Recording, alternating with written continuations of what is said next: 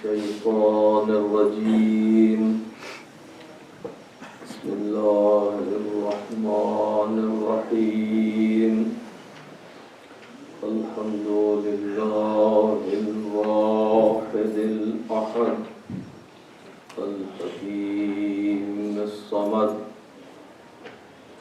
الذي كان من عز صفاته أنه لم يلد ولم يولد وعرفنا بوحدانيته بقوله ولم يكن له كفوا أحد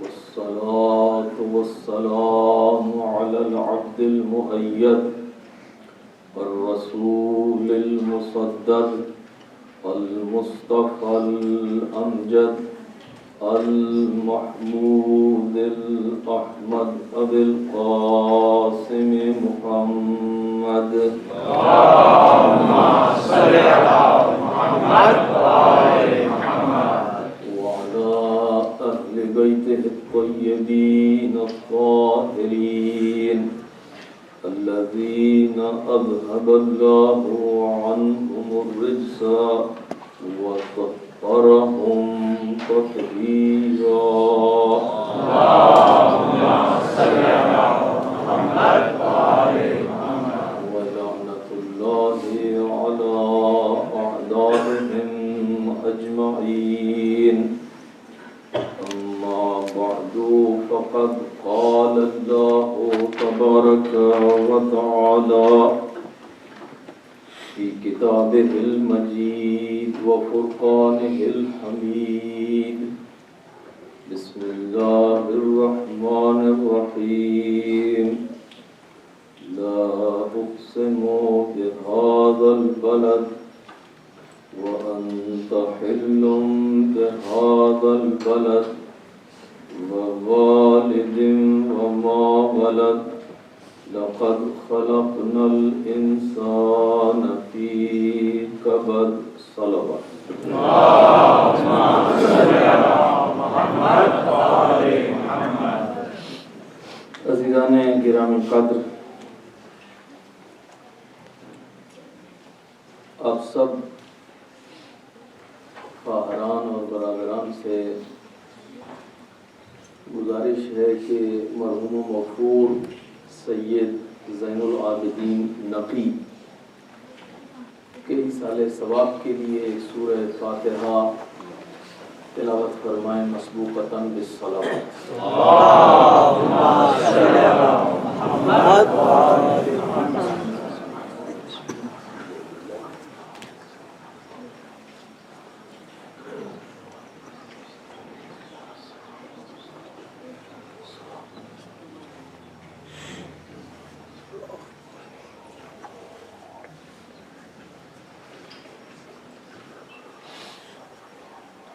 صلوات پڑھ لیجیے بابا۔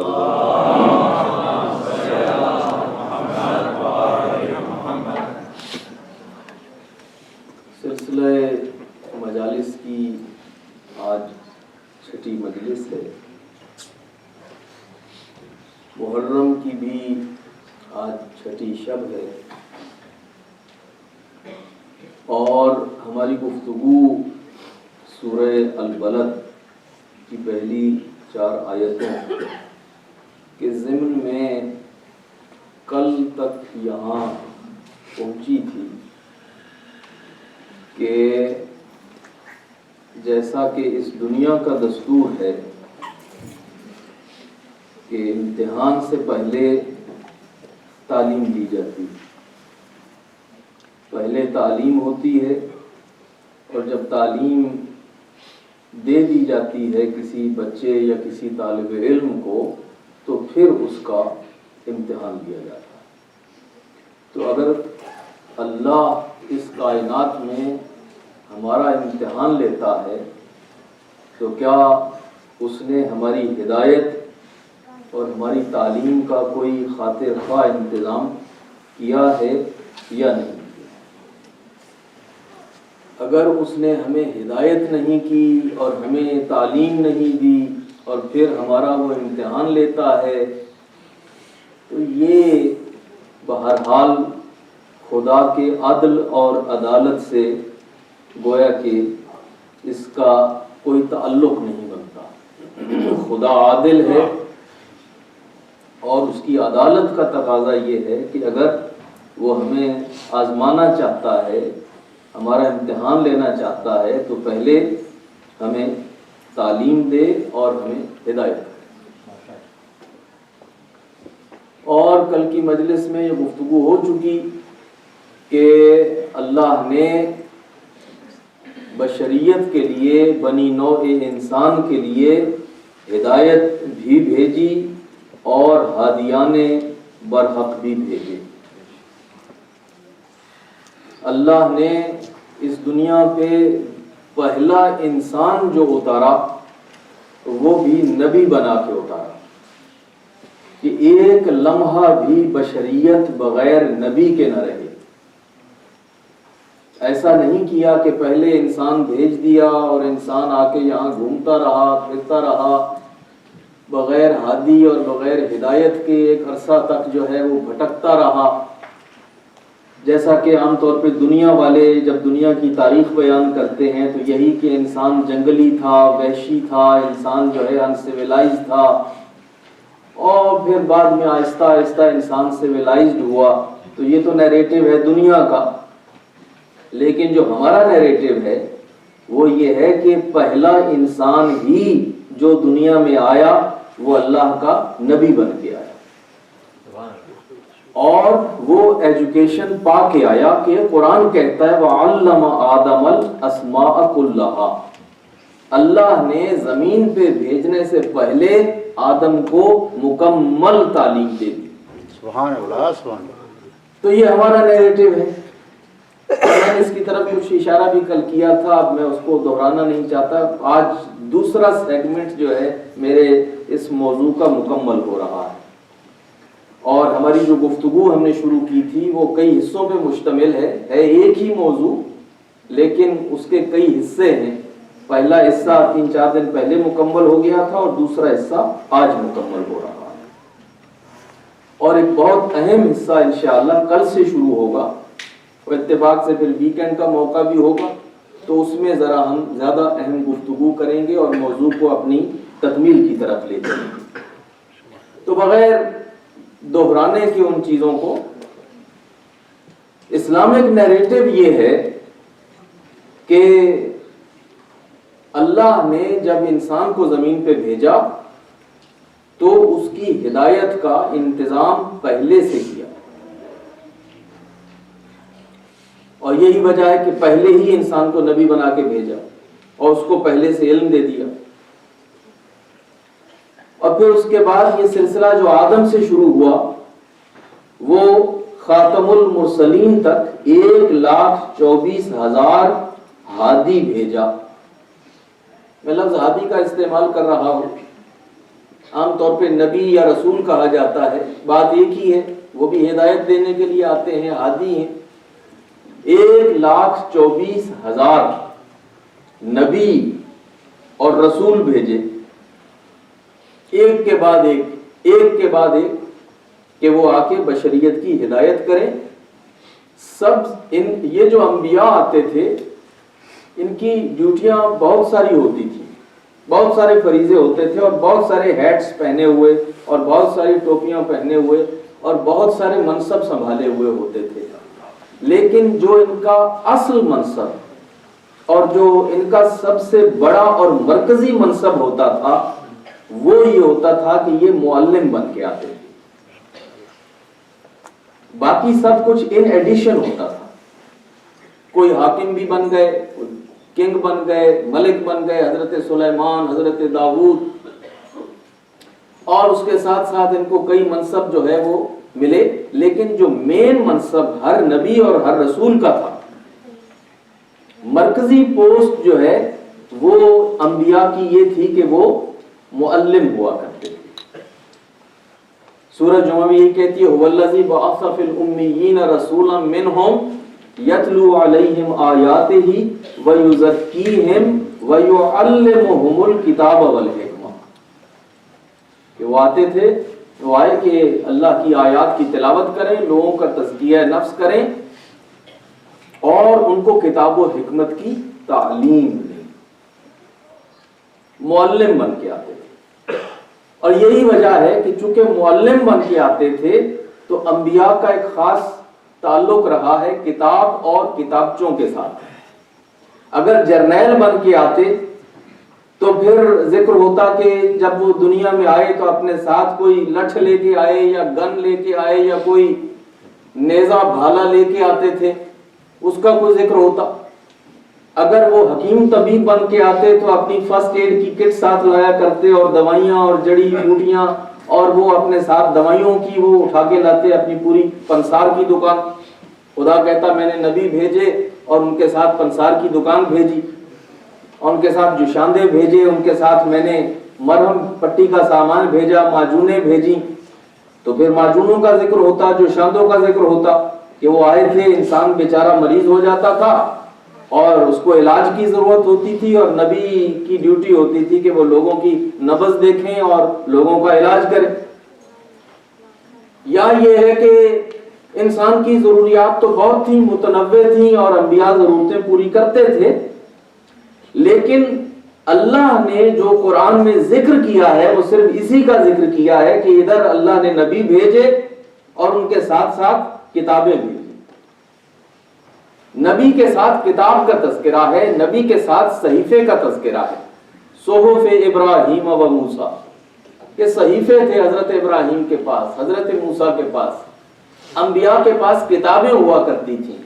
تو کتاب جو ہے اس کا تعلق نبی سے جوڑنا، یعنی نبی پڑھنے پڑھانے والے لوگ ہوتے تھے، نبی ایجوکیشنسٹ ہوتے تھے، نبی آتے تھے میسز کو ایجوکیٹ کرنے کے لیے، اور یہ ان کا مین کام تھا۔ تو جب معاشرے کو ایجوکیٹ کر لیتے تھے تو وہ معاشرہ جو ہے پھر اس کو گائیڈ کرنا اور پھر اس کو تمام وہ چیزیں جو انبیاء نے کی وہ سب ہوتا تھا ساتھ ساتھ۔ تو بہرحال دو کام ہوئے، ایک اللہ نے ہدایت بھیجی ریٹن شیپ میں، صحیفے کی صورت میں، کتاب کی صورت میں، اسے ہم ٹیکنیکل لینگویج میں وحی کہتے ہیں کہ اللہ نے وحی کے ذریعے سے، ریویلیشن کے ذریعے سے، کتابوں اور کتابچوں کے ذریعے سے بشر کو، انسان کو گویا کہ ہدایت بھیجی۔ لیکن ایک چیز جس کی طرف آپ کو میں متوجہ کرنا چاہتا ہوں وہ یہ ہے کہ اللہ نے صرف وحی بھیج دینے اور کتاب اور کتابچے بھیج دینے پہ گویا کہ اکتفا نہیں کر لی، کہا کہ بھئی میرا کام جو ہے وہ کتاب بھیجنا ہے، میں نے بھیج دی، اب یہ تمہارا کام ہے کہ تم خود بیٹھ کے کتاب پڑھو، خود بیٹھ کے سمجھو، خود بیٹھ کے اس کو انٹرپریٹ کرو اور خود ہی جو ہے اپنے مسائل حل کر لو۔ اللہ چاہتا تو اللہ کوئی ایسی کتاب بھیج سکتا تھا نا کہ جو لوگ خود ہی پڑھ لیں، خود ہی سمجھ لیں، خود ہی انٹرپریٹ کر لیں، اور وہ ایک ایسی آسان سی کتاب ہو کہ جو لوگ خود سے اپنا پڑھ کے اس کو سمجھ لیں۔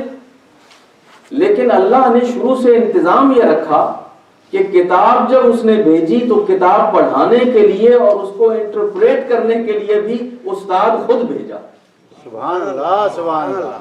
اور یہ نہیں کہا کہ تم اکٹھے ہو کے کہیں ووٹنگ کر کے، الیکشن کر کے، کوئی شورا کر کے تم اپنے میں سے کسی کو معلم بنا لو کہ وہ تمہیں کتاب پڑھا دے گا، سمجھا دے گا، تورات، زبور، انجیل، قرآن۔ نہیں، اللہ نے تورات بھیجی تو صاحب تورات بھیجا، اللہ نے زبور بھیجی تو صاحب زبور بھیجا، انجیل بھیجی تو صاحب انجیل بھیجا، اور قرآن بھیجا تو صاحب قرآن ساتھ بھیجا۔ یہ اللہ کا انتظام تھا، اور اس طرح سے انبیاء آئے اور انہوں نے آ کے وہ سلسلہ جو ہے ہدایت کا لوگوں تک پہنچایا۔ اب تفصیل میں جائے بغیر اتنا طے ہے، یہ مسلمانوں کا مجمع ہے کہ ہمارا یہ عقیدہ ہے کہ قرآن اللہ کی سابق ساری کتابوں کا ایک جامع ایڈیشن ہے۔ جو کچھ جو ہے سابقہ کتابوں میں بھیجا گیا تھا اس سب کا خلاصہ، اس سب کی کریم، اس کا جسٹ اور اس کا ایک اتھینٹک خلاصہ یا ان خلاصوں کی تفصیل وہ ساری کی ساری قرآن مجید میں موجود ہے. تو یہ فائنل ایڈیشن کہیے، لاسٹ ایڈیشن کہیے، آپ اس کا جو نام رکھیے، وہی کا یہ فائنل اور لاسٹ ایڈیشن ہے قرآن کی صورت میں ہمارے ساتھ. اور یہ کتاب کیا ہے؟ یہ کتاب ہدایت ہے. قرآن کتاب ہدایت ہے. یہ قرآن کا اپنا دعویٰ ہے، جگہ جگہ پہ ہے. میں آپ کے سامنے جلدی سے ایک ریفرنس رکھ دیتا ہوں اور بات کو آگے بڑھا دیتا ہوں. سورہ فاتحہ آپ پڑھتے ہیں اور ہر روز پڑھتے ہیں اور دن میں کئی مرتبہ پڑھتے ہیں. ابھی 2 مرتبہ فاتحہ ہم نے یہاں بھی ممبر پہ بیٹھا تو 2 فاتحہ تو ابھی پڑھ چکے ہیں. ایک فاتحہ پہلے جو ہم مجلس سے پہلے پڑھتے ہیں شہداء کے لیے، اور دوسرا فاتحہ ہم اپنی کمیونٹی کے ایک جوان صاحبزادے جن کا چند سال پہلے ایک بڑی دردناک کیفیت میں انتقال ہوا، اور ان کے والدین اور ان کی فیملی اور ان کے احباب آج ہمارے ساتھ فرش عزا پہ بیٹھے ہوئے ہیں. یقیناً بہت دردناک واقعہ تھا. ایک جوان بچہ ہماری کمیونٹی کا، اور وہ بیچارہ ایک حادثے کا شکار ہوا اور اپنے ماں باپ کو داغ مفارقت جوانی میں دے گیا. تو اللہ تعالیٰ سے دعا ہے کہ وہ اپنے اس بچے کے جو والدین ہیں اور اس کے جو بہن بھائی اور جو احباب ہیں اور خاندان کے لوگ ہیں ان کو صبر جمیل عطا فرمائے اور اس بچے کے درجات بلند کرے اور اسے انشاءاللہ جوار محمد و آل محمد میں جگہ عطا فرمائے. اور اللہ باقی والدین کو اپنی جوان اولادوں کے اس طرح کے صدمے سے محفوظ رکھے. اور اللہ تعالیٰ سب مسلمانوں اور سب مومنین کو اپنے اولاد کی خوشیاں نصیب فرمائے. ایک صلوات پڑھیے بابا.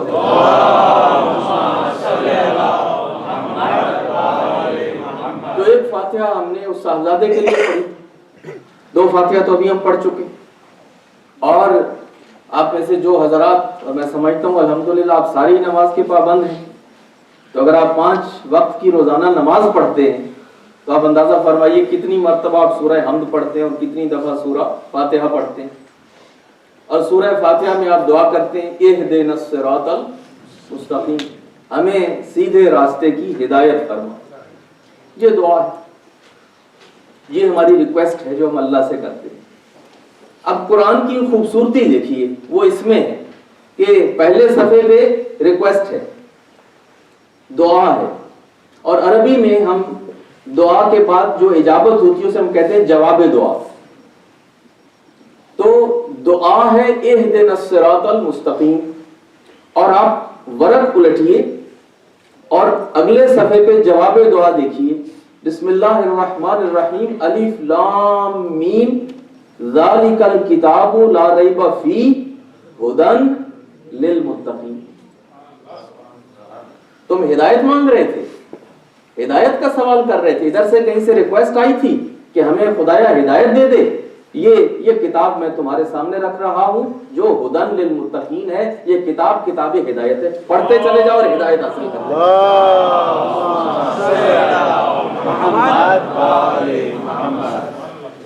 یعنی ادھر دعا ہے، ادھر جواب دعا ہے. سورہ فاتحہ میں ہم نے دعا کی اور خدا نے اس دعا کے جواب میں پوری کتاب ہمارے ہاتھ میں تھما دی.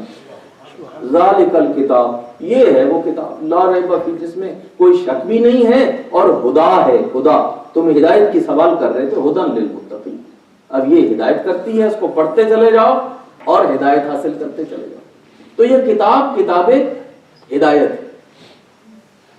اور یہ اس کا تعلق ہے فاتحہ کا اور اس سورہ البقرہ کا، کہ الفاتحہ میں دعا، البقرہ میں جواب دعا، اور پھر اس کے بعد پورا قرآن جو ہے وہ جواب دعا ہے.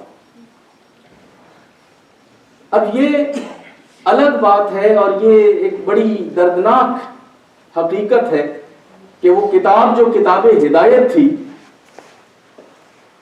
وہ ہم نے بند کر کے رکھ دی، اس کے اوپر احترام سے غلاف بھی چڑھا دیا، اور پھر اس کو رکھا بھی بہت اونچی جگہ کہ بے ادبی نہ ہو جائے اس کی، کہیں وہ گر نہ پڑے، کہیں آمنے سامنے نہ ہو، کہیں اس طرف پیر نہ ہو جائیں، کہیں اس طرف پشت نہ ہو جائے. اب کوئی ایسی جگہ تلاش کی کہ جہاں پہ نہ اس کی طرف پشت ہو، نہ اس کی طرف پیر ہوں، نہ اس سے ہم اونچے ہوں، کہ کہیں وہ نیچے رہ جائے گی، نیچی ہوئی تو بے ادبی ہوگی، تو پھر ہم نے گھر میں ایک ایسی جگہ تلاش کی کہ جو ایک تو بہت اونچی ہو اور ایک اس طرف پشت نہ ہو اور ایک اس کی بے ادبی نہ ہو، تو ہم نے کوئی ایک بڑا اونچا سا وہ محفوظ خانہ تلاش کیا اور غلاف میں لپیٹ کے ہم نے جا کے اس کو وہاں رکھ دیا۔ یہ بالکل ایسے ہے کہ آپ گھر سے نکلے کسی کے گھر جانے کے لیے، آج کل تو رواج آ گیا ہے یہ جن ہائر کرنے کا، یہ جی پی ایس آپ نے وہ لگا لیا اور آپ نے فوراً جو ہے وہ گویا کہ ایک جن کو ہائر کر لیا کہ مجھے یہاں سے آپ لے جاؤ وہاں پہ جہاں پہ مجھے جانا ہے۔ لیکن اس سے پہلے عام طور پہ ہوتا یہ تھا کہ ہم جس کے گھر جایا کرتے تھے فون کرتے تھے اور پوچھتے تھے کہ آپ کے گھر کی ڈائریکشنز کیا ہیں، آپ کے گھر آ رہے ہیں تو آپ ڈائریکشن دیجیے، اور لوگ ڈائریکشنز دیتے تھے، آپ یہ لیجئے اسٹریٹ، پھر یہ ہائی وے، پھر وہاں سے ایگزٹ لیجئے، پھر یوں آئیے، پھر وہ آئیے، اور پھر پہنچ جاتے تھے ان کے گھر۔ اب اس کو آپ سامنے رکھ لیں، مثال کہ آپ نے ڈائریکشنز پوچھ لی، طرف سے کہا کہ مجھے بتاؤ، انہوں نے لکھوا دی، گاڑی میں بیٹھ گئے، گاڑی سٹارٹ کر لی، اور وہ ڈائریکشنز جو ہیں وہ لپیٹ کے لفافے میں بند کر کے بڑے ادب احترام سے وہ یہاں جیب کے اندر رکھ اور چل دیے۔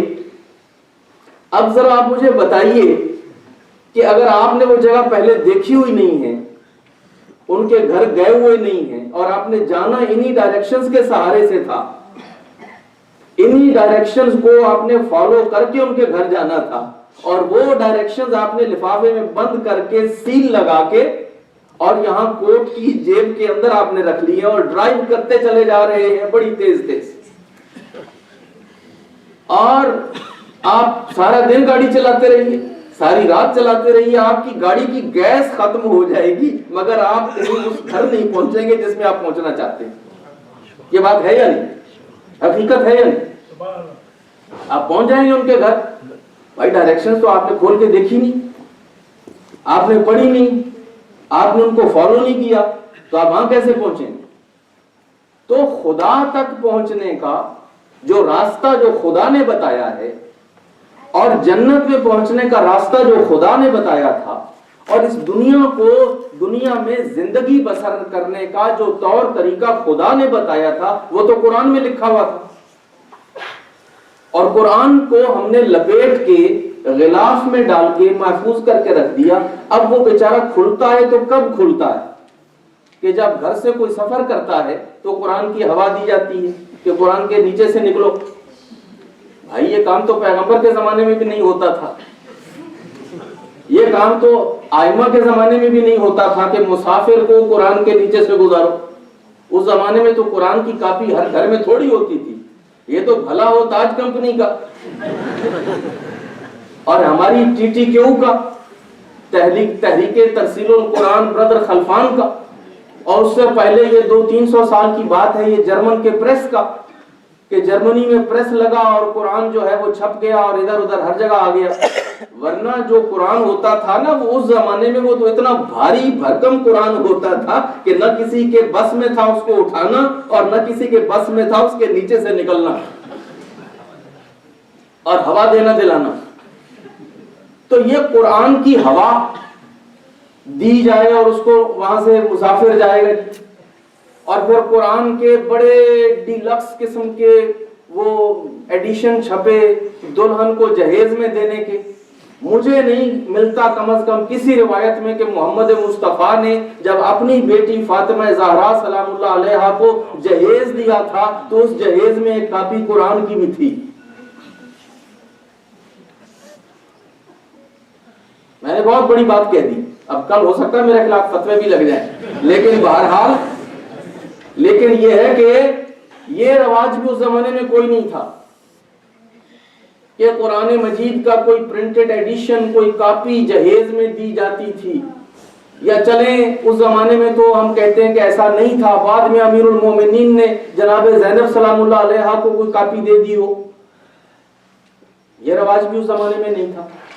وہ تو بچوں کو خود قرآن اتنا سکھا دیتے تھے، پڑھا دیتے تھے، قرآن پہ ان کا عمل ایسا ہوتا تھا کہ وہ خود واکنگ ٹاکنگ قرآن بن جاتے تھے، ان کو قرآن کی کاپیاں دینے کی کوئی ضرورت نہیں پڑتی تھی۔ ایک صلوات پڑھیے بابا جی۔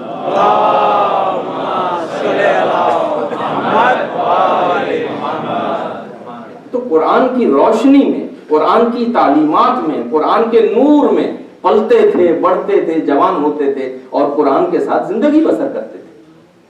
قرآن ان کا اوڑھنا اور بچھونا ہوتا تھا۔ قرآن کی روشنی میں اور قرآن کی تعلیمات میں یہ بچے جوان ہوتے تھے اور زندگی بسر کرتے تھے۔ تو بہرحال یہ بھی ایک ہمارا استعمال ہے قرآن کا کہ شادی آ رہی ہے بچی کی تو کوئی ایک بڑا سنہرا چھپا ہوا جس میں سونا لگا ہوا ہو، چاندی لگی ہوئی ہو، اور اس میں کوئی ایک زمانہ آئے گا ہو سکتا ہے ڈائمنڈز بھی لگیں، جتنی جتنی دولت ہے، جتنی جتنی ڈیمانڈ ہوگی ویسا ویسا قرآن بھی چھپے گا۔ تو یہ قرآن چھاپ کے جہیز میں دیا جائے، یا پھر یہ ہے کہ خدا نہ خواستہ کوئی کسی کا انتقال ہو جائے تو پھر قرآن مجید کھلتا ہے۔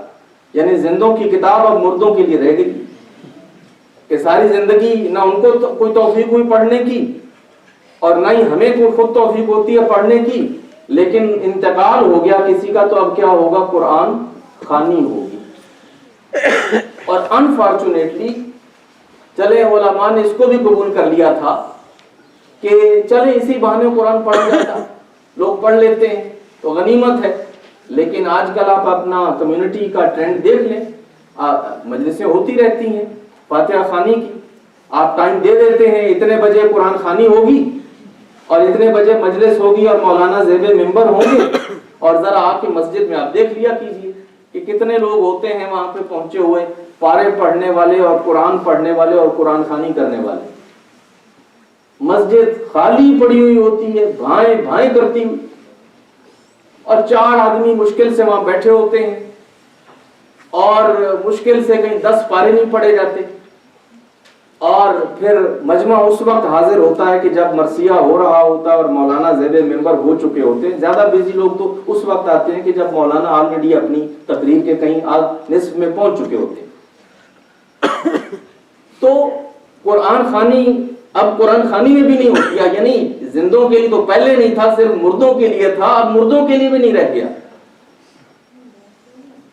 یہ ہے قرآن کا حشر جو ہو رہا ہے۔ گھر میں کتنا پڑھا جاتا ہے روزمرہ۔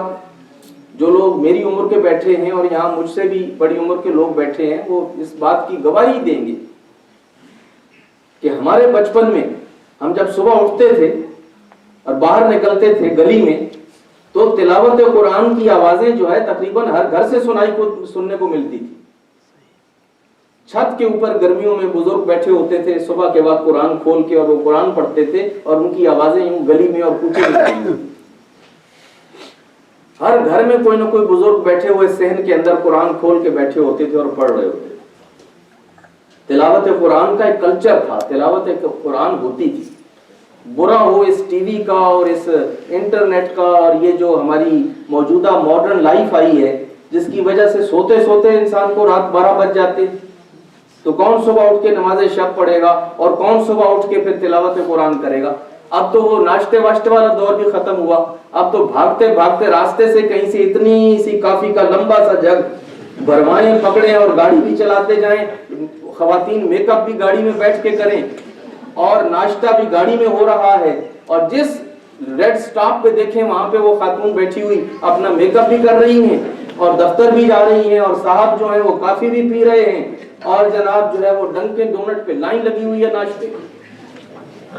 یہ ماڈرن لائف کی سوغات ہے، یہ کہ جس میں یہ ہے کہ لائف جو ہے آن دا گو۔ اور تیر کیا مارا تھا آپ نے؟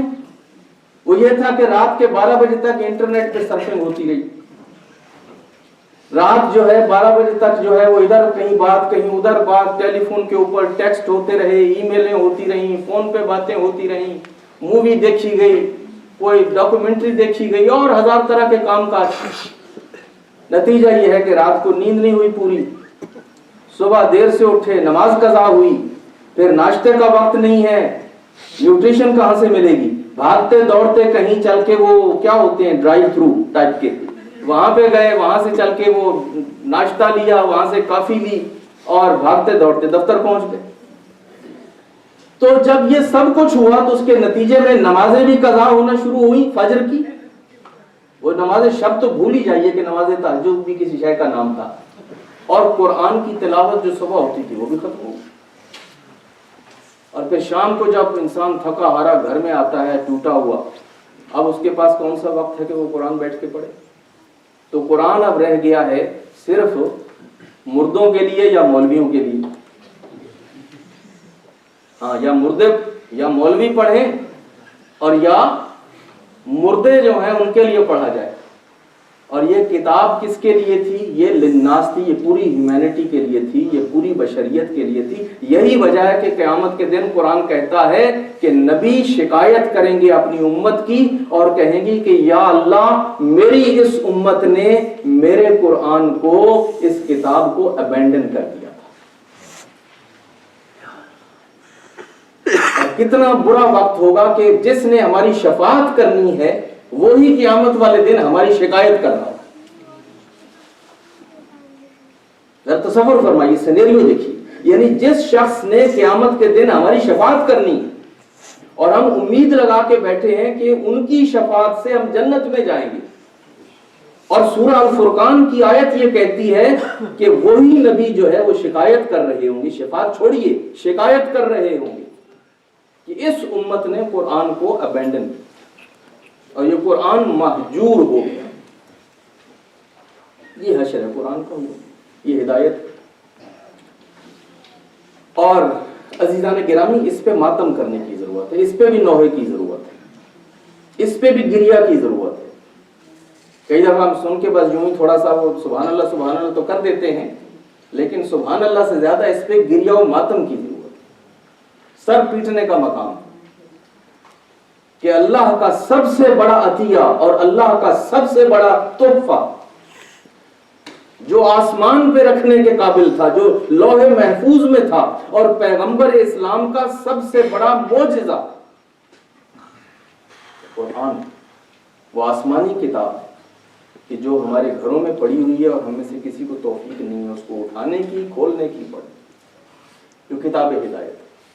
تو بتائیے جب ہم کتاب نہیں پڑھیں گے, اور دوسری مثال آپ سامنے رکھ لیجیے, آپ کا بچہ ہے یا آپ خود کالج جاتے ہیں, یونیورسٹی جاتے ہیں, کتاب کھول کے نہ آپ دیکھیں ایک دفعہ بھی, پھر آپ امتحان میں بیٹھ جائیں, پھر کیا ہوگا؟ ایک دن آپ نے کتاب کھول کے نہیں دیکھی اور امتحان میں بیٹھ گئے جا کے, تو پھر امتحان میں جو نتیجہ آئے گا وہ معلوم ہی ہے نا کہ کیا آئے گا. تو اس کتاب کا ہم امتحان کیسے دیں گے جبکہ یہ کتاب صرف پڑھنے کی بھی نہیں ہے, یہ کتاب پڑھنے کے بعد سمجھنے کی ہے اور سمجھنے کے بعد عمل کرنے کی. ایک صلوات پڑھ لیجیے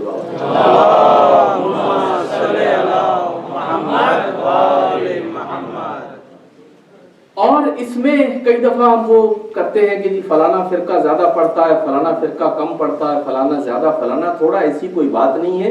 وہ دور سے جو ہے نا وہ گھاس جو ہے ہمیشہ فینس کی دوسری طرف زیادہ وہ گرین نظر آتی ہے. کہیں پہ زور جو ہے صرف قرات پہ ہے, کہیں پہ زور صرف حفظ پہ ہے, کہیں پہ زور جو ہے وہ اس کے چھاپنے پہ ہے, کہیں پہ زور اس کے کسی اور ایسپیکٹ پہ ہے. لیکن قرآن بیچارہ مظلوم ہے پوری امت مسلمہ کے اندر. صرف حفظ کر لینے سے, قرات کر لینے سے قرآن کا حق نہیں ادا ہو جاتا. اور علم قرآن, میں ایک چیلنج یہاں پہ ذکر کر کے پھر بات کو آگے بڑھا رہا ہوں. یہ جو کہا جاتا ہے بڑی خدمت کی گئی قرآن کی اور بڑا قرآن کا علم ہے مسلمانوں میں اور مسلمانوں نے بڑا تیر مارا, 1400 سال ہو گئے.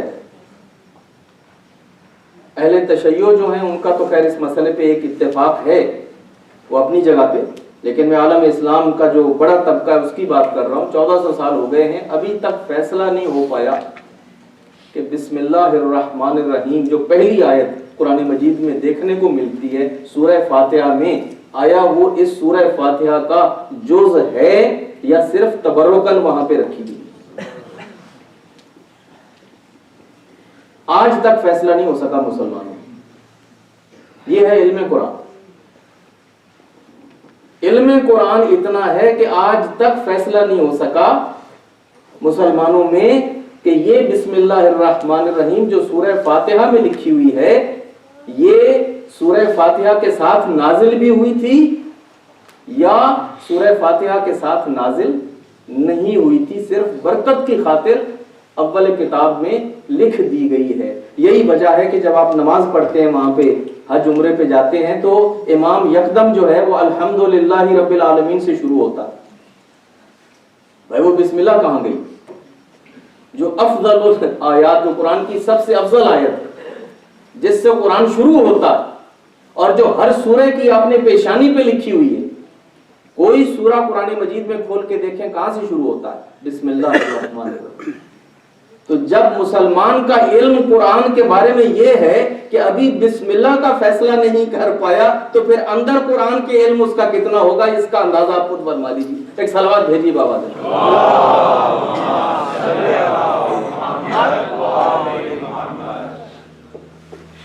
یہ علم عالم اسلام ہے قرآن کے بارے میں۔ اور ایک بہت اچھا جملہ جو ہے وہ ہمارے ایک بزرگ عالم ہیں اسلام آباد میں، شیخ محسن صاحب، بڑی خدمات ہیں ان کی۔ ایک جملہ میں آخری سفر میں جب پاکستان میں گیا تھا تو وہ بھی آگے کسی سے کوٹ کر رہے تھے کہ ہدایت کے دو ہی ذریعے ہیں ہمارے زمانے میں، ایک قرآن ہے اور ایک وقت کا امام ہے۔ یہی دو ذریعے ہیں نا، ایک قرآن ہے اور ایک وقت کا امام ہے۔ اور اس میں ہے کہ جو امام ہیں وہ پردہ غیبت میں ہیں اور قرآن کو ہم نے خود پردے میں لپیٹ دیا ہے۔ تو اب اندازہ فرمائیے کہ پھر ہدایت جو ہے وہ کس لیول پہ ہوگی کہ امام پردہ غیبت میں اور قرآن جو ہے اس کو ہم نے پردے میں اور غلاف میں خود لپیٹ کے رکھ دیا الماری میں۔ تو یہ ایک چیلنج ہے، اپنے ساتھ لے کے جائیے گا عزیزان گرامی، کہ ہمیں جو ہے کس طرح سے اپنے آپ کو ہدایت کے یہ جو سرچشمے ہیں ان سے جوڑنا ہے۔ ظاہر امام سے آپ جوڑیں گے اپنے مرجع تقلید کے ذریعے سے، اپنے مجتہد کے ذریعے سے، اپنے حوزہ علمیہ کے ذریعے سے، اپنے عالم کے ذریعے سے، اور سب سے بڑھ کے اپنے ولی فقیہ کے ذریعے سے۔ وہ آپ کا رابطہ ہے اپنے امام کے ساتھ۔ آپ جڑ نہیں سکتے اپنے وقت کے امام کے ساتھ جب تک کہ آپ تقلید نہیں کریں گے، جب تک آپ مرجع تقلید کی تقلید میں نہیں جائیں گے، جب تک آپ ولی فقیہ کے ساتھ ولایت کے رشتے میں جڑیں گے نہیں، آپ وقت کے امام سے نہیں جڑ سکتے۔ اور جب تک قرآن کو کھول کے اس کی تلاوت نہیں کریں گے، اس کو سمجھیں گے نہیں، اس پہ عمل نہیں کریں گے تو قرآن کے سرچشمے سے بھی محروم رہ جائیں گے۔ عزیزان گرامی، یہ بات وہ ہے کہ جو پلے باندھنے کی بات ہے، اس کو اپنے ساتھ پلے باندھ کے لے جائیے گا، اور یہ آج کی مجلس کا گفٹ ہے اور اس مرحوم کے لیے بھی ذریعہ ثواب ہے کہ جس کے ایصال ثواب کے لیے مجلس ہو رہی ہے۔ اگر 4 لوگوں نے بھی یہ کام کر لیا تو کم از کم مرحوم جو ہے اس کی نجات یقینی ہے۔ ایک صلوات پڑھیے گا۔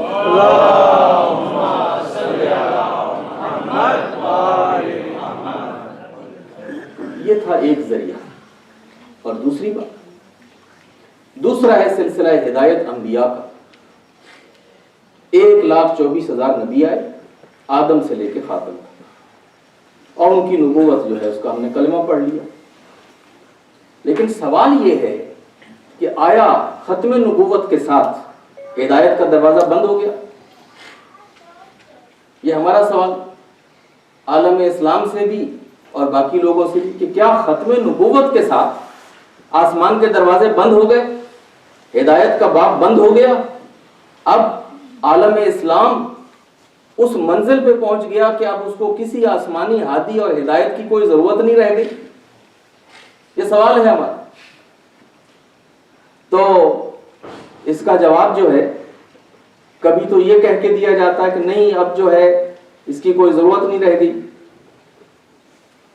اور اگر اس کی کوئی ضرورت نہیں رہ گئی اور تو پھر اتنی جلدی کیا تھی کہ ابھی تو پیغمبر کو دفن بھی نہیں کیا تھا، ابھی تو پیغمبر کی میت پڑی ہے، تو پھر سقیفہ میں اس میٹنگ کی کیا ضرورت تھی؟ سو گئے ہیں آپ۔ قرآن کے تذکرے سے تھوڑا سا طبیعتیں بوجھل ہو جاتی ہیں ہمارے مجموع میں، بہرحال ایسی کوئی بری بات نہیں ہے، قرآن کی باتیں ہوئی ہیں، تھوڑا سا ایک مرتبہ صلوات پڑھے بابا سے۔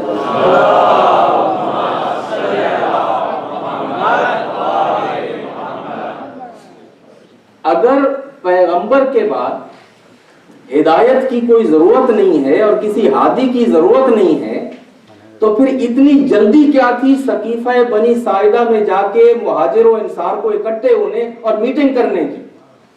سوال یہ، رسول اللہ کا انتقال ہو گیا، بس ہو گیا، اب ہمارے پاس قرآن ہے، قرآن حکومت کرے گا، ہم قرآن پڑھیں گے، ہم قرآن کو سمجھیں گے اور ہم قرآن کے ذریعے سے مدینہ کی حکومت چلائیں گے اور عالم اسلام کے سارے مسائل حل کریں گے۔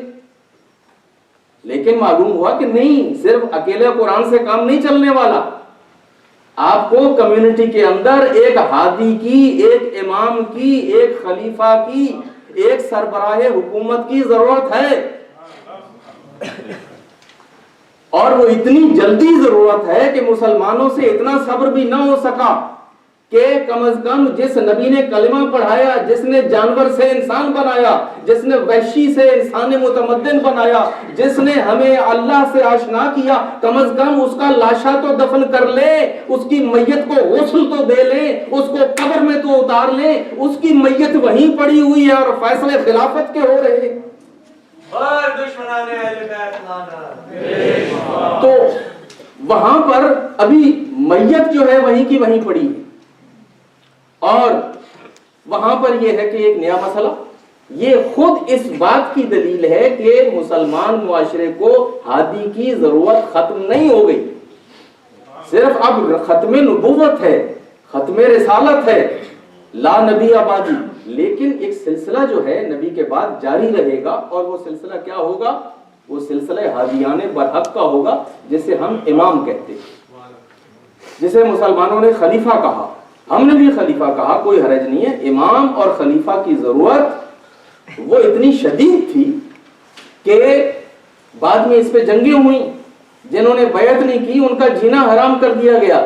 اس لیے بھائی اگر یہ مسئلہ چوائس کا ہے، اگر یہ مسئلہ دین کا نہیں ہے، اس مسئلے کی اگر کوئی ایسی ضرورت نہیں ہے تو پھر آپ لوگوں کا جینا کیوں حرام کر رہے ہیں؟ جس کا جی چاہے وہ آ کے آپ کی بیعت کرے، جس کا جی نہ چاہے وہ بیعت نہ کرے۔ یہ کوئی دین کی بات تھوڑی ہے، یہ تو دنیا کی بات ہے، لیکن ماننا پڑتا ہے کہ نہیں، جتنی سختی کی گئی اور جتنا اس کو ضروری سمجھا گیا، اس کا مطلب یہ ہے کہ یہ خلافت دین کا مسئلہ ہے، یہ دنیا کا مسئلہ نہیں ہے، یہ دین کا مسئلہ ہے اور یہ دنیا کا مسئلہ نہیں ہے۔ لیکن ہوا کیا کہ اب ایک عجیب اتفاق ہمارے سامنے نظر آتا کہ ادھر پیغمبر کا انتقال ہوا اور ادھر جو ہے وہ چل کے میٹنگ شروع ہو گئی۔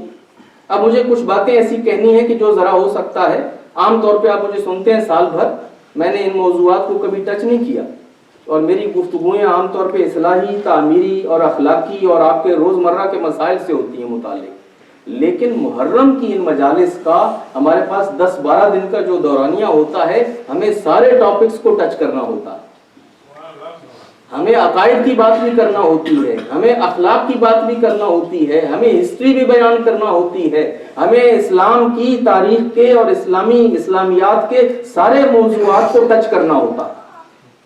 اور میں جو بات کر رہا ہوں کوئی مناظرہ نہیں کر رہا، کوئی کسی کے خلاف بات نہیں کر رہا، اور میرے عزیز نے درمیان میں ایک جو نعرہ بھی لگایا، وہ عام طور پہ ہمارے ہاں بہرحال نعرہ لگایا جاتا ہے اور اس کی ایک اپنی ہے حیثیت، لیکن بہرحال میں اب چونکہ اگلی باتیں میں کروں گا تو میں چاہوں گا کہ ذرا تھوڑا تحمل کریں، برداشت کریں اور بات کو سمجھنے کی کوشش کریں، اور نعرہ لگانا ہے تو ہمارا نعرہ وہی نعرہ حیدری ہے جس میں ساری چیزیں آ جاتی ہیں۔ ایک نعرہ بآواز بلند نعرہ حیدری لگا دیں اور اگلی گفتگو کا انتظار کریں۔ نعرہ حیدری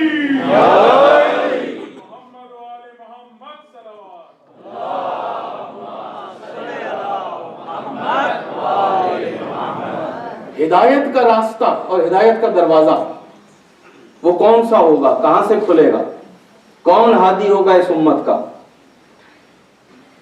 مسلمانوں نے کہا کہ یہ اسلام جو ہے وہ تو بڑا ڈیموکریٹک ریلیجن ہے، اسلام میں تو ڈیموکریسی ہے، اسلام میں تو جمہوریت ہے، یہ تو کوئی بادشاہت نہیں ہے، یہاں پہ تو کوئی ایک خاندان کا قبضہ نہیں ہوتا، لہذا فوراً پہلا کام مسلمانوں نے یہ کیا کہ جس خاندان میں نبوت تھی اب اس خاندان میں خلافت نہ جائے. لہٰذا اس بنیاد کے اوپر سقیفہ کے اندر وہ بحث ہوئی مہاجر و انصار کے درمیان، اور جو ہوا وہ سب آپ کو معلوم ہے. وہاں پہ بحث مباحثہ ہوا اور پھر ایک بزرگوار کے ہاتھ پہ جو ہے وہاں پہ بیعت ہو جاتی ہے، اور پھر مسجد میں آ کے اس کا اعلان کر دیا جاتا ہے، اور پوری کمیونٹی سے یہ کہا جاتا ہے، یہ نہیں کہ آپ اپنی رائے دیں یا اپنی اوپینین دیں اور ابھی تک معاملہ جو ہے وہ آپ کی رائے کا محتاج ہے. نہیں، فیصلہ ہو گیا ہے، بیعت شروع ہو چکی ہے، بیعت آلریڈی وہاں پہ 2-4 لوگ کر چکے ہیں. اب چوائس نہیں ہے، اب یہ کہ ہر آدمی آ کے بیعت کرے. میں پوری ذمہ داری کے ساتھ یہ بات کر رہا ہوں.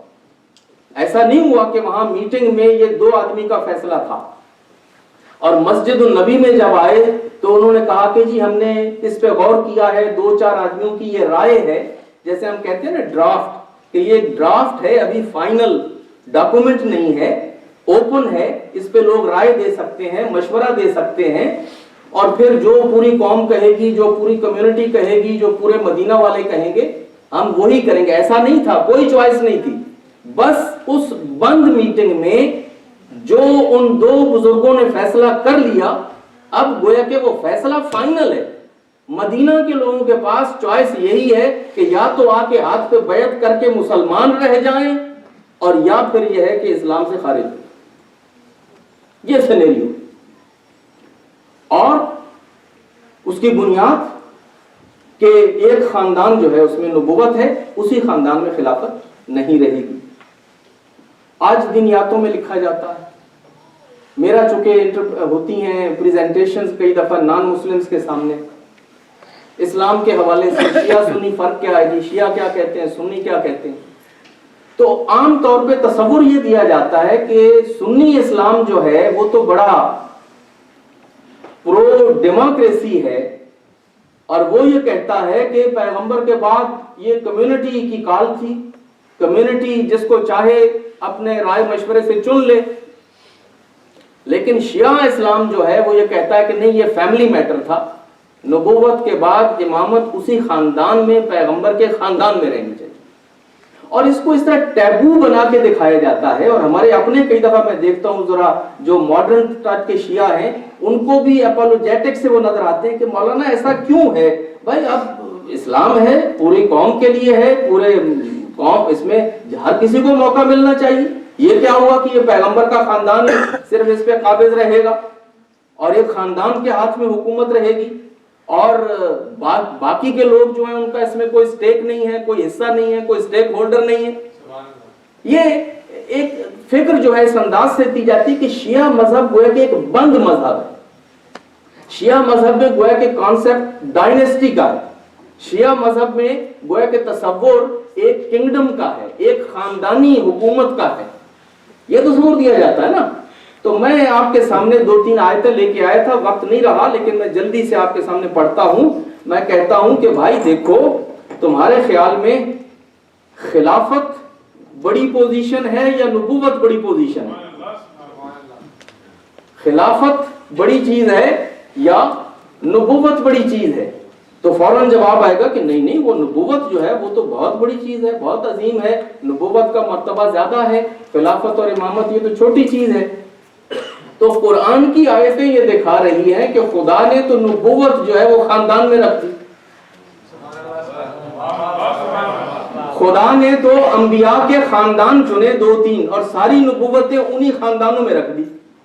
خدا نے کہا کہ میں نے چن لیا آدم کو، اور میں نے چن لیا نوح کو، اور میں نے چن لیا آل عمران کو، اور میں نے چن لیا آل عمران کو اور آل ابراہیم کو، اور اس کے بعد حکومتیں، اس کے بعد نبوتیں، اس کے بعد رسالتیں، وہ ساری کی ساری ان خاندانوں کے اندر ہیں.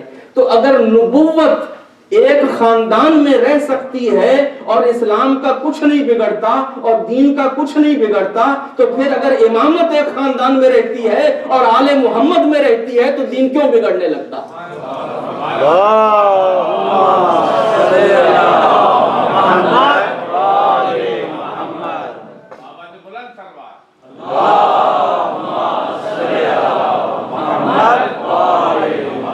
اب یہ جلدی سے میں آپ کے سامنے یہ 3-4 ریفرنسز ہیں. سورہ آل عمران، قرآن کی بات ہے تو میں نے چاہا کہ میں باقاعدہ ریفرنس کے ساتھ آپ کے سامنے پڑھ کے سناؤں.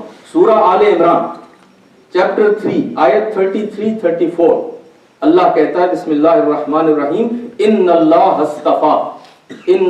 اصطفى آدم و نوحا و آل ابراہیم و آل عمران علی العالمین. اللہ نے چن لیا آدم کو اور نوح کو اور آل ابراہیم کو اور آل عمران کو. ابراہیم کو چن لیتا آل ابراہیم کو کیوں چن رہا ہے؟ عمران کو چن لیتا آل عمران کو کیوں چن رہا ہے؟ اللہ کہتا ہے ذریتاً بعضها من بعض. یہ سب ایک دوسرے کی اولاد تھے, یہ سب ایک خاندان تھے. ذریتاً بعضها من بعض واللہ سمیع علیم.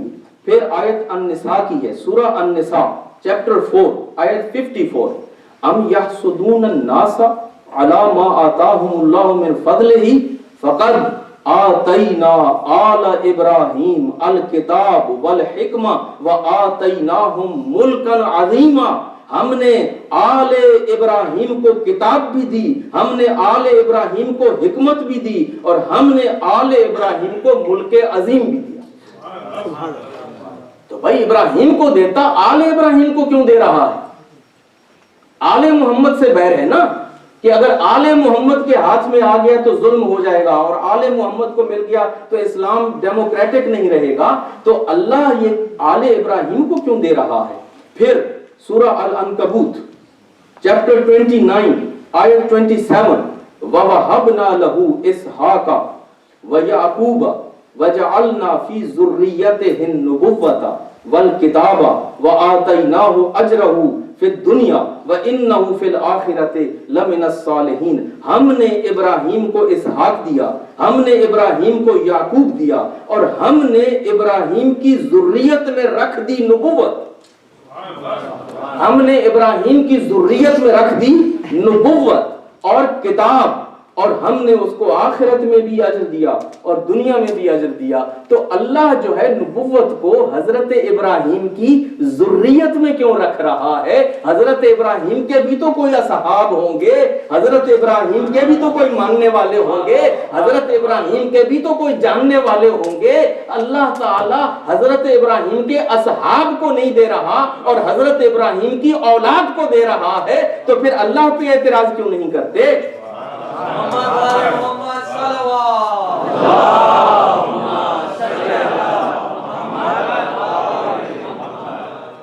پھر سورہ الحدید, یہ ایک جگہ نہیں ہے, کئی جگہوں پہ. سورہ الحدید وَلَقَدْ أَرْسَلْنَا نُوحًا وَإِبْرَاهِيمَ وَجَعَلْنَا فِي ذُرِّيَّتِهِمَا النُّبُوَّةَ وَالْكِتَابَ. ہم نے نوح کو بھیجا, ہم نے ابراہیم کو بھیجا اور ہم نے ان دونوں کی ذریت میں رکھ دیا نبوت کو اور کتاب کو. یہ گدی نشینی نہیں ہے, یہ اللہ کی سنت ہے, یہ اللہ کا طریقہ ہے. اللہ نے شروع سے یہی طریقہ رکھا ہے اور یہی اللہ کا طریقہ تھا جو صبح قیامت تک رہنا ہے. تو عزیزان گرامی, یہ ڈیموکریسی کے مسئلے, یہ جمہوریت کے مسئلے, یہ سب بہانے تھے آل محمد سے اس سلسلے کو چھیننے کے. آل محمد سے اس کو چھیننے کے یہ سب بہانے تھے. وَلَقَدْ أَرْسَلْنَا نُوحًا وَإِبْرَاهِيمَ وَجَعَلْنَا فِي ذُرِّيَّتِهِمَا. ہم نے ان دونوں کی ذریت میں, ان دونوں کی اولاد میں, ان دونوں کے خاندان میں رکھا کس چیز کو؟ النبوۃ والکتاب. آخری حوالہ یہ سورہ الانعام ہے, چیپٹر نمبر 6 الانعام. اس کی آیت 84 سے لے کے آپ 90 تک پڑھیے. میں اب اس کا ترجمہ نہیں کروں گا, وقت نہیں ہے, اور اس میں سارے نام ہی نام ہیں. اس آیت میں اللہ نے 18 نبیوں کا ذکر کیا. یہ صرف یہی موقع ہے قرآن مجید میں جہاں پہ اتنے انبیاء کے نام اکٹھے آئے ہیں. سورہ الانعام میں 18 نبیوں کے اللہ نے نام لیے ہیں. یہ 18 کے 18 سب ایک خاندان کے ہیں, سارے کے سارے. کوئی باپ ہے, کوئی بیٹا ہے, کوئی بھائی ہے, کوئی پوتا ہے, کوئی نواسا ہے, کوئی بھتیجا ہے, کوئی بھانجا ہے, کوئی چچا ہے, کوئی بھتیجا ہے. یہ رشتہ دار ہیں سارے کے سارے. تو یہ رشتہ داری تشیع مذہب کو یہ تانا نہ دیا جائے کہ تشیع اسلام اور حکومت و امامت کو ایک رشتہ داری میں رکھنا چاہتا ہے. یہ اللہ کا نظام ہے, یہ قرآن کی آیتیں ہیں, یہ قرآن کا نظام ہے. نبوت بھی خاندان میں رہتی ہے اور امامت بھی خاندان میں رہتی ہے. ایک صلوات پڑھیے بابا.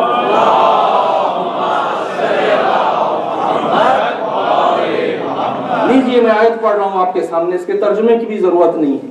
وَوَهَبْنَا لَهُ إِسْحَاقَ وَيَعْقُوبَ كُلًّا هَدَيْنَا وَنُوحًا هَدَيْنَا مِنْ قَبْلُ وَمِنْ ذُرِّيَّتِهِ دَاوُودَ وَسُلَيْمَانَ وَأَيُّوبَ وَيُوسُفَ وَمُوسَى وَهَارُونَ وَكَذَلِكَ نَجْزِي الْمُحْسِنِينَ وَزَكَرِيَّا وَيَحْيَى وَعِيسَى وَإِلْيَاسَ كُلٌّ مِّنَ الصَّالِحِينَ وَإِسْمَاعِيلَ وَالْيَسَعَ وَيُونُسَ وَلُوطَ وَكُلًّا فَضَّلْنَا عَلَى الْعَالَمِينَ. ان کا رشتہ کیا ہے آپس میں؟ قرآن خود بتا رہا ہے. وَمِنْ آبَائِهِمْ وَمِنْ آبَائِهِمْ وَذُرِّيَّاتِهِمْ وَإِخْوَانِهِمْ.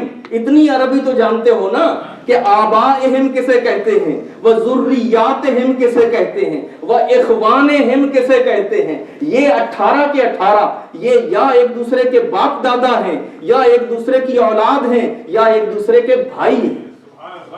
یہ قرآن کی آیت ہے. وَاجْتَبَيْنَاهُمْ, ہم نے ان کو چن لیا, ہم نے ان کو چنا. لوگوں نے ووٹوں سے نہیں چنا, ان کو کسی شورا نے نہیں چنا, ان کو کسی کونسل نے نہیں چنا, ان کو خدا نے کہا وَاجْتَبَيْنَاهُمْ, ہم نے ان کو چنا اور ہم نے ان کو ہدایت کر دی صراط مستقیم کی.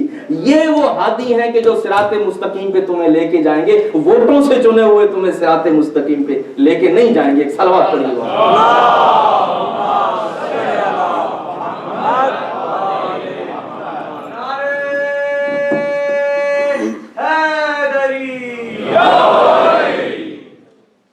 گرامی, یہ جو ہم کہتے ہیں کہ امامت خاندان نبوت میں ہے, یہ آل محمد کا حق تھا. اور درود بھی تو یہی پڑھتے ہو, اللہم صلی علی محمد وعلی آل محمد کما صلیت وبارکت علی ابراہیم وعلی آل ابراہیم انکا حمید مجید. وہاں پہ کہنا تھا نا اللہم صلی علی محمد وعلی آل محمد کما صلیت وبارکت علی ابراہیم وعلی اصحاب ابراہیم. کوئی پڑھتا ہے اس طرح؟ وعلی آل ابراہیم انکا حمید مجید. تو اگر ابراہیم کی آل پہ تم درود پڑھتے ہو, ابراہیم کی آل پہ صلاۃ پڑھتے ہو, سلام پڑھتے ہو, اور اپنے رسول پہ بھی ویسی صلاۃ و سلام مانگتے ہو, تو پھر سارا ٹریٹمنٹ وہی ہونا چاہیے نا محمد مصطفیٰ کے ساتھ بھی جو حضرت ابراہیم کے ساتھ ہو رہا ہے.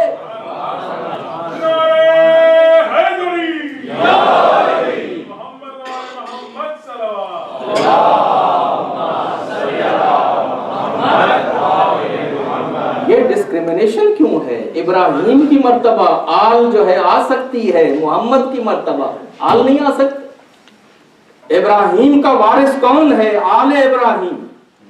موسیٰ کا وارث کون ہے؟ موسیٰ کا بھائی داؤد, موسیٰ کا بھائی ہارون. اور چچا کا وارث بھتیجا, باپ کا وارث بیٹا. آدم سے شروع کریں اور محمد مصطفیٰ تک چلے جائیں. سارے کے سارے نبوت ہے, قرآن کے ریفرنسز ہیں. نبوت اور رسالت اگر خاندان میں رہتی ہے اور دین کا کچھ نہیں بگڑتا, اور اگر امامت اور خلافت خاندان میں آ جاتی ہے تو دین کا کیا بگڑتا ہے. اور پھر مزے کی بات یہ ہے کہ آپ ذرا جائیے سقیفہ بنی ساعدہ کی میٹنگ کے ذرا منٹس پڑھ کے دیکھیے. آپ اس میٹنگ کے منٹس پڑھ کے دیکھیے کہ جب بیچارے انصار نے کہا نا کہ تم تو مہاجر تھے اور تمہارے تو پاؤں میں جوتے نہیں تھے جب تم آئے تھے, ہم نے تمہیں پناہ دی, ہم نے تمہیں زمین دی, ہم نے تمہیں یہاں پہ بزنس کروائی, تم تو ہمارے احسان کے نیچے دبے ہوئے ہو, اور اب خلافت جو ہے وہ ہماری ہے, ہماری انویسٹمنٹ ہے, ہم خلیفہ بنیں گے. تو جواب کیا دیا گیا تھا؟ نہیں, انصار نہیں بن سکتے. پیغمبر فرما گئے ہیں خلافت صرف خاندان قریش میں رہے گی. تم تو خاندان کے مخالف ہو بھائی, تم تو ڈیموکریسی والے ہو. تمہارا خاندان سے کیا مطلب ہے کہ یہ قریش میں رہے یا نان قریش میں رہے؟ بھائی جب اسلام پرو ڈیموکریسی ہے اور اگر اس میں سارے سٹیک ہولڈرز ہیں تو پھر کوئی انصاری ہو یا غیر انصاری ہو, قریشی ہو غیر قریشی ہو, کالا ہو گورا ہو, یمن کا ہو یا ایران کا ہو, وہ روم کا ہو یا شام کا ہو, وہ تو ایک ایکول مسلمان ہے. ان اکرمکم عند اللہ اتقاکم, جس کی عمر سب سے زیادہ ہے یا اس کو بنا لو یا یہ ہے کہ جو کوئی کرائٹیریا بنا لو. لیکن یہ کرائٹیریا بنانا کہ جی پیغمبر نے کہا کہ خلیفہ کون بنے گا, صرف قریشی بنے گا. تو قریشی کیوں بنے گا؟ اس لیے کہ محمد قریشی ہیں. تو محمد کو قریشی تو مانتے ہو مگر محمد کو ہاشمی کیوں نہیں مانتے؟ محمد جو ہیں قریشی ہیں تو کیا محمد ہاشمی نہیں ہے؟ یہی بات امیر المومنین نے جب سنا,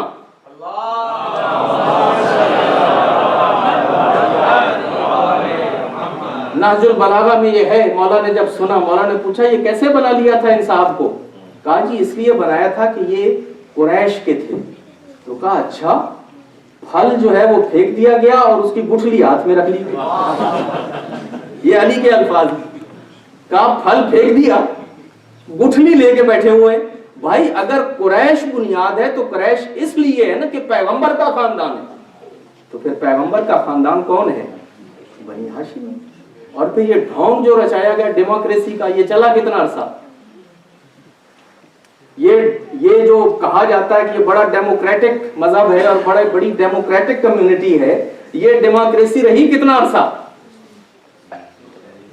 یہ 30 سال نہیں چلی ڈیموکریسی. اور پھر کیا ہوا کہ محمد کا خاندان تو نہیں بن سکتا مگر بنو امیہ حکومت کرے گا 100 سال. بنو امیہ نے 100 سال حکومت کی ہے, باپ کے بعد بیٹے نے, بیٹے کے بعد اس کے بیٹے نے, بھائی کے بعد بھائی نے, چچا کے بعد بھتیجے نے.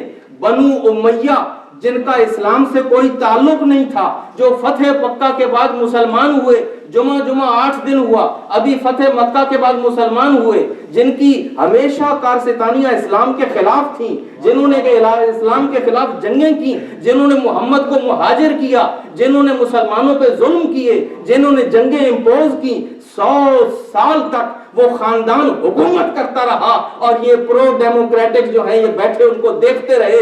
آل محمد سے حکومت چھین لی مگر بنو امیہ سے حکومت نہ چھین سکے. نعرہ حیدری. پھر بنو امیہ کے بعد کیا ہوا؟ بنو عباس. پھر بنو عباس ایک ڈائنیسٹی ہے. پھر تمہاری ڈیموکریسی کہاں گئی؟ تم تو آل محمد میں حکومت نہیں رکھنا چاہتے تھے.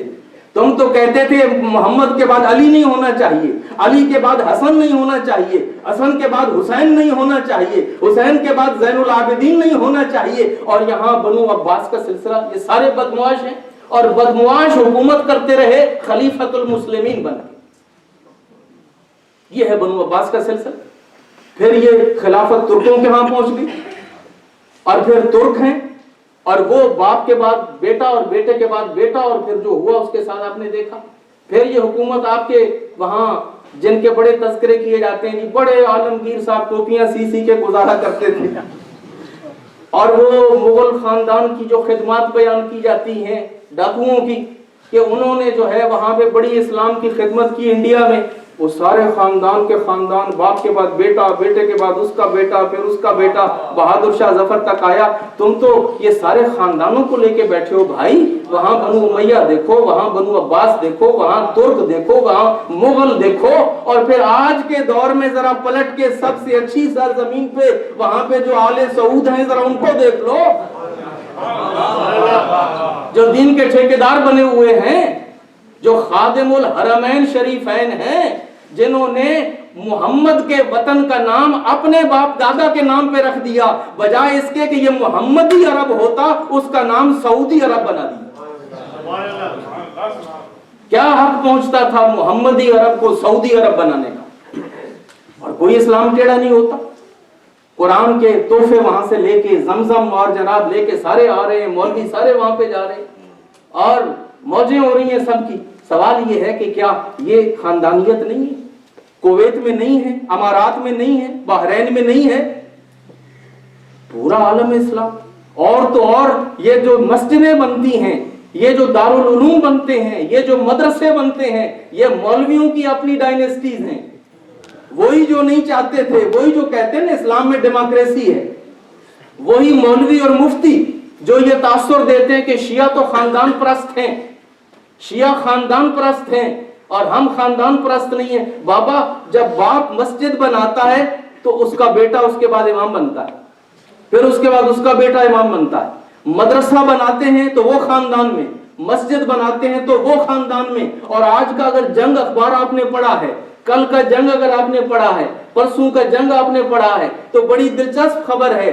جامع مسجد دہلی، جو جامع مسجد دہلی میں نیا امام بن رہا ہے، امام شعبان احمد بخاری کا بیٹا، اس کا فخر یہ ہے کہ وہ جامع مسجد دہلی کا 14واں شاہی امام ہے، ایک ہی خاندان کا.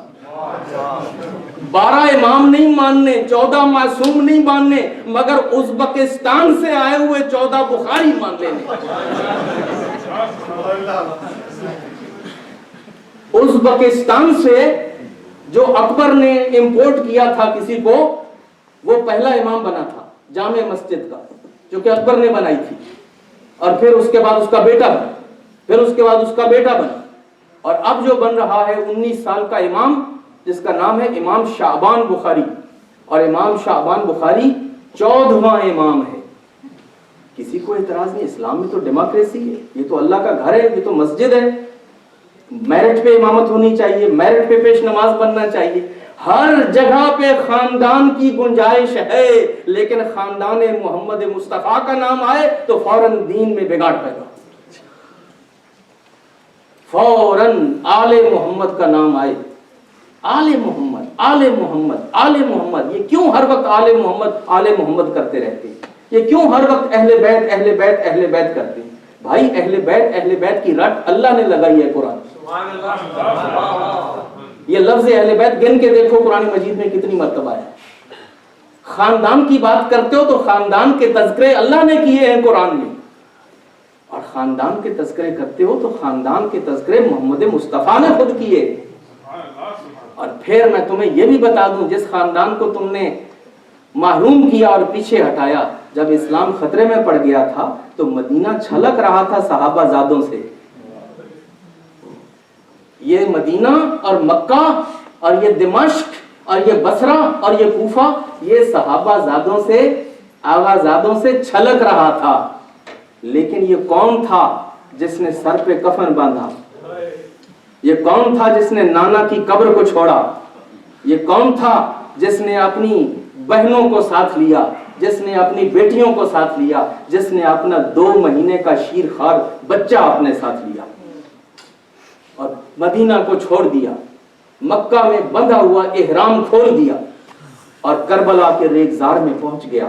اور اس نے آ کے جو قربانیاں دی، یہ ابو طالب کا خون تھا،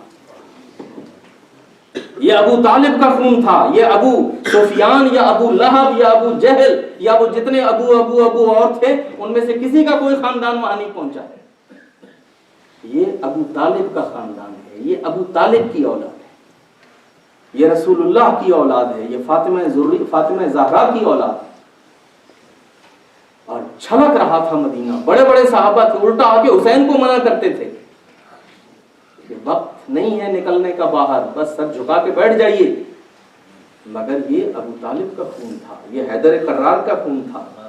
اس کی رگوں میں فاطمہ زہرا کا دودھ جو ہے وہ حرکت کر رہا تھا. لہذا چھوڑ دیا مدینہ آپ کے مولا نے، اور اب آپ کے مولا کربلا میں پہنچ چکے ہیں. آج چھٹی کی شب ہے، اور عزیزو یہ وہ خاندان ہے کہ جس میں مردوں کا جو جذبہ اور جوش تھا وہ تو تھا ہی تھا، لیکن اس خاندان کی عورتوں کو ہمارا سلام، اس خاندان کے بچوں کو ہمارا سلام. یہ خاندان رسالت ہے، یہ خاندان نبوت ہے، یہ خاندان انبیاء ہے، یہ خاندان رسول ہے، یہ خاندان ہادیان برحق ہے. چھٹی کی شب ہم شہزادی کونین کو پرسہ دیتے ہیں، ان کے 2 شہزادوں کا. چھٹی کی شب ہے، جس میں ہم پرسہ دیا کرتے ہیں اس مخدومہ کائنات کو، زینب سلام اللہ علیہا کو، ان کے 2 شہزادوں کا جن کا نام اون اور محمد ہے۔ عاشور کا دن ہے، صحابہ جان نثار ہو چکے، قربانیاں دے چکے۔ جب سارے صحابہ قربان ہو گئے نا تو اب آل کی باری آئی۔ آل میں سے سب سے پہلے آل عقیل گئے۔ آل عقیل جب قربان ہو چکے تو اب آل جعفر طیار کی باری آئی۔ آل جعفر طیار کی باری آئی۔ 2 شہزادے ہیں، ایک کا نام اون ہے، ایک کا نام محمد ہے۔